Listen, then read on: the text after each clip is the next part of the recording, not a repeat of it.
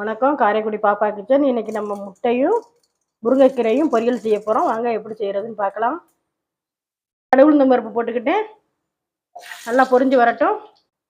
வெங்காயத்தை போட்டுக்கிறேன்.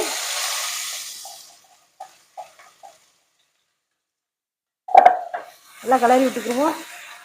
முருங்கைக்கீரையை கழுவி வச்சுருக்கேன். முருங்கைக்கீரையை நம்ம சேர்த்துக்குருவோம். வெங்காயம் ரொம்ப வதங்க தேவையில்லை. முருங்கைக்கீரையை சேர்த்துக்குருவோம். உப்பு போட்டுக்கிறேன். நல்லா கலந்து விட்டுக்குருவோம். முருங்கைக்கீரை நல்லா வெந்துருச்சு. நம்ம இதில் முட்டையை பொத்து ஊற்றி சேர்த்துக்குருவோம். அதுக்கு முன்னால் நம்ம ஜீரகமும் வரமிளகாயும் பொடி பண்ணி வச்சுருக்கேன், வறுத்துட்டு அதை சேர்த்துக்குருவோம். அதை நல்லா கலந்து விட்டுட்டு முட்டையை சேர்த்துக்குருவோம். நான் 3 முட்டை சேர்த்துருக்கேன். ஒரு புடி முருங்கைக்கீரைக்கு சுவையான முட்டை முருங்கைக்கீரை பொரியல் ரெடி ஆயிடுச்சு. எல்லாரும்